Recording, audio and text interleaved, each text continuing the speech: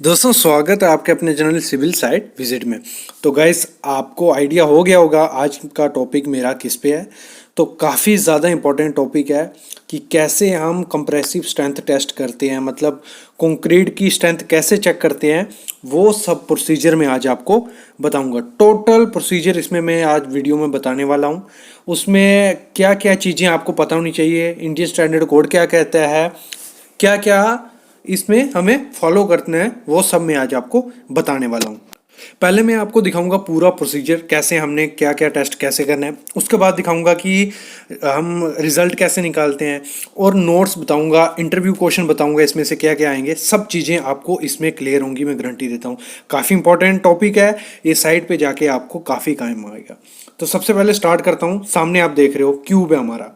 मतलब इस टेस्ट में क्या करते हैं हम, जो कंक्रीट हम यूज़ कर रहे हैं उसकी स्ट्रेंथ टेस्ट करते हैं 7 दिन में, 28 दिन में, 14, जब भी आपको टेस्ट करना होता है। लेकिन नॉर्मली हम 7 और 28 दिन लेते हैं, ठीक है। तो सबसे पहले प्रोसीजर में आऊँ मैं।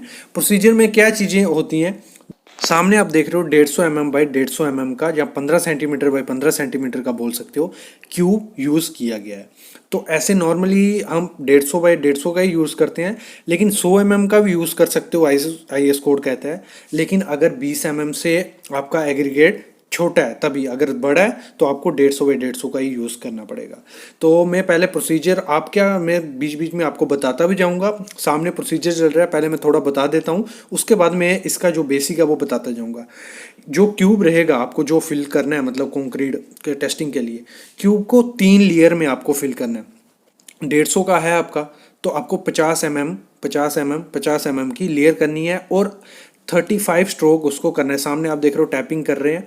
और जो स्ट्रोक करने के लिए आपको जो यूज़ करनी है रॉड, वो 16 mm की रॉड होनी चाहिए, और 600 mm लॉन्ग रॉड होनी चाहिए। ये इंटरव्यू में भी पूछा जाता है। और अगर आप बाई चांस 100 mm का क्यूब यूज़ कर रहे हो, मतलब 100 बो भर रहे हो, उसमें आपको 25 स्ट्रोक करनी है हर लेयर में, ठीक है। ये चीज़ होती है। तो मतलब अभी सामने आप देख रहे हो हम 6 क्यूब भर रहे हैं, उसमें हमें 3 लेयर में भरना है, और उसको 35 बार स्ट्रोक देनी है, ठीक है।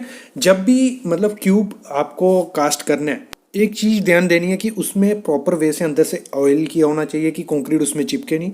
दूसरा, उसको फिक्स बराबर होना चाहिए उसका नट बोल्ट, कि उसका प्लस माइनस 2 mm से छोटा बड़ा नहीं होना चाहिए। ये चीज़ आपको ध्यान देनी है। और जब आप कास्ट करो, उसके जॉइंट में से पानी लीकेज नहीं होना चाहिए। ये ध्यान देना होता है जब आपको उसको क्यूब को फिल करना है।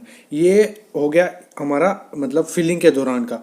अभी क्या होता है, जब एक बार आपका कास्ट हो गया, ठीक है, उसके बाद उसको क्या करना है, उसको छोड़ देना है, मतलब टेम्परेचर में, कि उसको सेट होने के लिए 24 घंटे के लिए। 24 घंटे के बाद उसको जो मोल्ड होगा उसको खोलना है। उससे पहले आपको क्या कर देना है, उसको मार्किंग दे देनी है कि कहाँ का क्यूब है, क्या है। जैसे आप सामने देख रहे हो, प्रॉपर वे से उस पर लिखा होना चाहिए, क्योंकि आपको आइडिया लग सके कि कौन से स्ट्रक्चर का ये क्यूब है। इन फ्यूचर अगर बाई चांस ये फेल हुआ, मतलब कंप्रेसिव स्ट्रेंथ टेस्ट में फेल हुआ, तो आपको पता चल जाएगा कि ये पार्ट या ये स्ट्रक्चर मतलब वीक है, ये लोड अपना मतलब वेयर नहीं कर पाया, और उसकी कंप्रेसिव स्ट्रेंथ तक वो नहीं पहुंच पाया है कंक्रीट कुछ वजह से।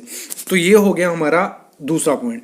तीसरा पॉइंट क्या करना है, जब आप दूसरे दिन उसको खोलो, 24 घंटे बाद उसको खोलो, तो उसको क्यूरिंग में डालने से पहले आपको क्या करना है, उसको तब तक वेट हैजन क्लोथ होगा जो गीला करके, एक मतलब बोरी ले लो, उसको ढक के रखना है, तब तक आप उसको पानी में नहीं डालो। ये चीज़ भी आपको ध्यान देनी है। अगर ये चीज़ें आप मतलब टेस्टिंग के दौरान ध्यान में नहीं रखोगे, तो काफ़ी ज़्यादा इफेक्ट कर सकता है टेस्ट को, मतलब काफ़ी इफेक्ट पड़ सकता है इन चीज़ों का भी। मतलब टेम्परेचर भी आपको प्रॉपर 27 से 30 होना चाहिए, जहाँ पे वो क्यूब रखे हैं सूखने के लिए, मतलब 24 घंटे के लिए। उसके बाद जब उसको पानी में नहीं डाला है, बाहर रखा है, तो ये चीज़ें भी ध्यान देनी है। और जब आप उसको देखो पानी में डालोगे क्यूरिंग के लिए, तो जो पानी का टेम्परेचर होना चाहिए 27 से 30 डिग्री तक टेम्परेचर होना चाहिए पानी का। ये चीज़ भी आपको ध्यान रखनी है। दूसरा क्या ध्यान रखना है, सामने आप जैसे क्यूब देख रहे हो पड़े हुए हैं इनका, क्योंकि हमारा टेस्टिंग का दिन रहता है 7 और 28 दिन, ठीक है। तो इस दौरान आपको 7 दिन बाद पानी चेंज करता ही रहना है, मतलब तब तक भी आपकी टेस्टिंग रहे, हर 7 दिन बाद आपको पानी चेंज करना है। और ये ध्यान देना है कि जो पानी आप यूज़ कर रहे हो उसमें कोई भी केमिकल इम्प्योरिटीज़ या ऐसे भी नॉर्मल इम्प्योरिटीज़ नहीं होने चाहिए। पानी बिल्कुल क्लियर होना चाहिए। ये चीज़ भी आपको टेस्टिंग के दौरान देनी है। अगर ये चीज़ भी, क्योंकि अगर केमिकल वाला पानी होगा तो वो भी क्यूब की स्ट्रेंथ पे का इफेक्ट कर सकता है। और एक चीज़ ध्यान देनी है, जब आप क्यूब बाहर हैंडल करो कभी, मतलब खोलने के टाइम या डालने के टाइम, तो उसके कॉर्नर्स वगैरह ये चीज़ें नहीं टूटे, वो भी स्ट्रेंथ या टेस्ट पे इफेक्ट कर सकती है। ठीक है, ये हो गया पार्ट हमारा थर्ड। अभी उसके बाद क्या करना है, आपको करनी है उसकी टेस्टिंग का मेन जो पार्ट है हमारे टेस्ट का। तो टेस्टिंग के पहले आपको ये ध्यान देना है कि जब भी टेस्टिंग करो उसको क्यूब जो आपका बिल्कुल साफ़ होना चाहिए, उसमें पानी वानी कुछ नहीं लगा होना चाहिए, क्लीन बिल्कुल होना चाहिए, उसके बाद ही आप टेस्टिंग कर सकते हो।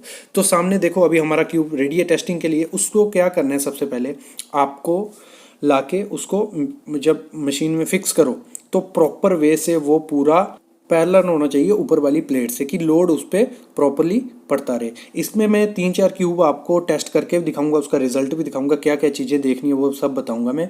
इसको पहले टाइट कर लेना है जो बोल्ट होगा। उसके बाद जो, क्योंकि मशीन इसमें दो आती है, मैन्युअली भी आती है, इलेक्ट्रॉनिक भी आती है, जो भी हो सिंपल प्रोसेसर रहता है वो हैंडल करना आपको आ जाएगा जब आप करोगे। मेन पर्पस है कि टेस्ट करना क्या क्या है, चीज़ें क्या क्या देखनी है। जैसे आप सामने देखो, अभी 2 मैं स्पेसिमेन चेक करके बताऊंगा, उसके बाद उसका रिजल्ट निकालेंगे हम। उसके बाद मैं बताऊंगा कि कितने एमक्यू पे कितने सैंपल भरने हैं आपको, और कितने दिन में कितनी स्ट्रेंथ आती है, कैसे निकालना है, सब मैं आपको आगे बताऊंगा। पहले आप देख लीजिए कैसे हम टेस्ट करते हैं। देखो ग्रेजुअली हमें लोड डालना है, और एक चीज़ ध्यान देनी है, जब भी आप लोड डालोगे उस पर, तो लोड जो आपको प्रोवाइड करना है 140 केजी पर स्क्वायर एमएम या सेंटीमीटर आपको प्रोवाइड करना है। ये डिपेंड मशीन पे आप इजीली कर सकते हो। देखो हमने लोड डाला उसको 140 केजी पर स्क्वायर एमएम के हिसाब से, तो लोड धीरे धीरे उस पे जो स्पेसिमेन कंक्रीट का हमने क्यूब डाला है उस पे पड़ता जा रहा है। देखो सामने दिख रहा होगा आपको 300 किलो न्यूटन, 400 किलो न्यूटन, ये धीरे धीरे उस पे लोड पड़ता जा रहा है। और ये अपने आप, अगर ऑटोमेटिक है वो अपने आप रुक जाएगी, इसमें भी आपको इजीली पता चल जाता है। मैन्युअली में देखो लोड उसमें अभी मैं दिखाता हूँ आपको, थोड़ा बहुत उसमें क्रैक दिखेगा आपको, उससे आपको हमें पता चल जाएगा। देखो सामने उसमें क्रैक पड़ गया है, और यही मतलब उसका हमारा टेस्ट का था। और सामने जैसे उसमें क्रैक आया, इसमें जो इसका नीडल है वो नीचे आता रहा और दूसरा नीडल ऊपर ही है, तो उससे हमें इजीली पता चल जाएगा कि कितने लोड पे वे फेल हुआ। और टेस्ट के दौरान आपको ये लिखते रहना है कि कितने लोड पे फेल हुआ, क्योंकि मैं आगे आपको बताऊंगा कि कैसे हम इसका रिजल्ट निकालेंगे कि आपका जो टेस्ट है कंक्रीट मतलब स्ट्रेंथ टेस्ट, वो पास है फेल है, यहाँ ये सब चीज़ें आपको बताऊंगा। देखो सामने आपको दिख रहा होगा थोड़ा बहुत 650 आपका रीडिंग आया, ये नोट करके रखो, आगे मैं रिजल्ट इसका बताऊंगा। एक और स्पेसिमेन को मैं टेस्ट करके बताता हूँ, उसके बाद हम आगे चलते हैं। इसको हमने डाल दिया अच्छे से वेटर वे से पैरेलल करके, उसके बाद हम इसको प्रॉपरली टाइट कर लेंगे।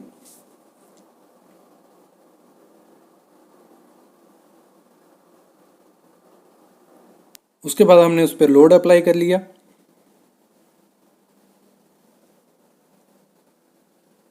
लोड अप्लाई कर लिया, उसके बाद ऑन करके उस पर हम वेट करेंगे कि कब वो स्पेसिमेन हमारा जो टेस्ट का वो फेल होगा।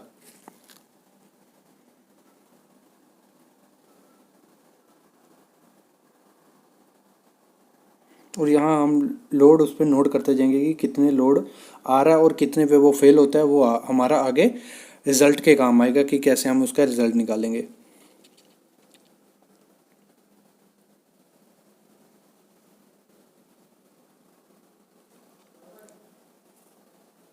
ठीक है, इस पे हमारा देखो स्पेसिमेन में क्रैक आ गया, ये इस पे हमारा फेल हो गया।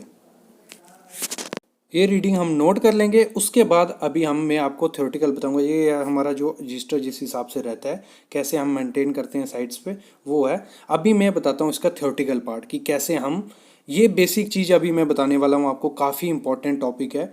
अभी आप देखो इसका थ्योरेटिकल पार्ट। तो गाइज़ अगर आपको वीडियो पसंद आ रही है तो ज़रूर लाइक करना और सब्सक्राइब बटन ज़रूर दबाना। तो स्टार्ट करता हूँ मैं। और ये टॉपिक मैं आपको बता दूं कि हमारी वेबसाइट civilsidevisit.com पे भी मिल जाएगा। और इस वीडियो के आखिर में मैं एक चीज़ आपको बताऊंगा कि जो काफ़ी ज़्यादा बहुत ज़्यादा इंपॉर्टेंट चीज़ है, आप ज़रूर वो आप एंड तक वीडियो देखना, और जॉब्स के आपको उसमें लिंक वगैरह भी मिल जाएंगे। तो स्टार्ट करता हूँ मैं आपका टाइम बिना खाए हुए। तो ये अगर पहले मैं बता लेता हूँ, अगर 0 से 5 एम क्यूब की आपकी क्वांटिटी है कंक्रीट के, तो एक सैंपल आपको भरना है क्यूब का, मतलब एक सैंपल में 6 नग आ गए हमारे। ठीक है, 3 हमारे 7 दिन में आपको टेस्ट करना है, और 28 दिन के लिए। अगर आपको करता है, आपका होता है कि 3 दिन में भी आपको टेस्ट करना है, तो आपको एक सैंपल में 9 बनाने, 9 क्यूब आपको फिल करने हैं। नेक्स्ट है 6 से 15 एम क्यूब क्वांटिटी होगी तो 2 नंबर ऑफ सैंपल, तो 2 इंटू 6 कर देना है आपको, 12 क्यूब आपको भरने हैं। अगर आपका हमारा आता है 16 से 30 तो हमारा 3 इंटू 6 कर लेना है, इतने आपको क्यूब भरने हैं। अगर 31 से 50 एम क्यूब की हमारी क्वांटिटी होती है, 4 इंटू 6 कर लेना है, इतने आपको सैंपल भरने हैं। अगर मोर देन 50 हो जाता है तो क्या करना है, 4 भरने ही भरने हैं, 4 इंटू 6 24 प्लस हर 50 एम क्यूब पे आपको एक ऐड करते जाना, मतलब 6 बढ़ते जाने। और ये चीज आपको ध्यान देनी है जब भी आप मतलब क्यूब भरो। नेक्स्ट चीज आती है जो हमारा रिजल्ट का था, उसका फार्मूला है load upon area. Simple formula है, नॉर्मली हम पढ़ते आ रहे हैं 8th क्लास से। तो जो लोड जैसे मैंने बताया था उस पर हमने नोट करते जाएंगे। हमारा एक आया था 650, एक आया था 600, तो 600 लेके चलता हूं, 600 डिवाइड बाय 22.5, ये आ गया हमारा क्यूब का एरिया। ठीक है, ये आ गया हमारा क्यूब का एरिया। अगर 150 mm बाई 150 mm है तो हमारा, अगर इसको मल्टीप्लाई कर देंगे तो हमारा एरिया आ जाएगा। अगर 100 mm का क्यूब है, 100 इंटू 100 करेंगे तो हमारा एरिया आ जाएगा। तो उसको डिवाइड कर देना है, जो भी लोड आया होगा उसको डिवाइड कर देना है एरिया से, आपको रिजल्ट मिल जाएगा। तो हमारा आया 26.6 न्यूटन पर mm। तो ये हो गया हमारा रिजल्ट आया इसमें, जो स्पेसिमेन यूज किया था। अभी हमें पता कैसे चलेगा कि ये हमारा पास हुआ, फेल हुआ, क्यूब टेस्ट फेल है या पास है, वो निकालेंगे हम ऐसे। देखो, एक दिन में हमारा कंक्रीट पकड़ लेता है, 16% स्ट्रेंथ आ जाती है उसमें एक दिन में कंक्रीट की। 3 दिन में 40% आ जाती है, 7 दिन में 65% आ जाती है, 14 दिन में 90% आ जाती है, 28 दिन में 99%। ये इर्द गिर्द होती है, थोड़ा बहुत आगे परसेंट में फर्क रहता है सिचुएशन के हिसाब से। तो हमने इसमें M30 कंक्रीट यूज कर रहे थे। तो अब निकालेंगे हमारा जो स्पेसिमेन हम टेस्ट किया वो पास हुआ कि फेल हुआ। तो उसके लिए क्या करना है, 30 और 7 दिन के लिए हम टेस्ट कर रहे थे, 30 इंटू 65 डिवाइड बाई 100, तो हमारा आया 19.5, अगर अप्रोक्स कर लें तो 20। तो हमारी स्ट्रेंथ कितनी आई वहां, 26.6। तो 20 छोटा है, मतलब हमारा वो स्पेसिमेन जो टेस्ट किया वो पास हो गया। वैसे अगर हम 28 दिन के लिए करेंगे तो क्या करना है, 30 इंटू 28 डिवाइड बाई 100, जो भी आएगी आपकी वैल्यू, उससे हमें पता चल जाएगा कि ये हमें IS कोड कहता है कितनी वैल्यू होनी चाहिए और आई कितनी। इससे हमारा सिंपली निकल जाएगा कि आपका जो टेस्ट किया आपने वो स्पेसिमेन पास है कि फेल है। तो गाइस, ये था, छोटा सा टॉपिक था लेकिन काफी ज्यादा इंपॉर्टेंट टॉपिक था। हर साइड पे, अगर आप किसी भी फील्ड में जाते हो, बिल्डिंग में, टनलिंग में, ब्रिज में, रोड में, रेलवे में, हर जगह ये टेस्ट आपको काम आएगा। और इंटरव्यू में भी ये क्वेश्चन इसमें से पूछे जा सकते हैं। कुछ भी इसमें दिक्कत आती है, अगर जल्दी में मैंने बोलने में थोड़ा आगे पीछे कर दिया होगा, तो आप जाके हमारी वेबसाइट civilsitebc.com पे जाके पढ़ सकते हो। पूरा उसमें IS कोड भी मिल जाएगा और आपको ये पूरा उसमें टॉपिक मिलेगा। जैसे मैंने कहा था कि मैं आपको कुछ इंपॉर्टेंट चीज बताऊंगा, तो वो इंपॉर्टेंट चीज ये है कि मैंने कुछ अपनी वेबसाइट पे स्पेसिफिकेशंस ऐड की हैं, जो स्पेसिफिकेशन इतनी ज्यादा इंपॉर्टेंट है कि आपको इंटरव्यूज में काफी ज्यादा काम आएगी। और प्रैक्टिकल नॉलेज उसमें इतना है कि आपको सब वो चीज जरूर पढ़नी चाहिए। कम से कम वो 15-16 चीजों पे मेरे स्पेसिफिकेशंस हैं, वो बड़ी बड़ी कंपनीज में यूज की जाती हैं वो स्पेसिफिकेशंस, वो मैंने अपनी वेबसाइट पे ऐड की है। जॉब के लिंक्स हैं, आप जाके चेक करो, काफी इंपॉर्टेंट चीज है वो। Thank you guys.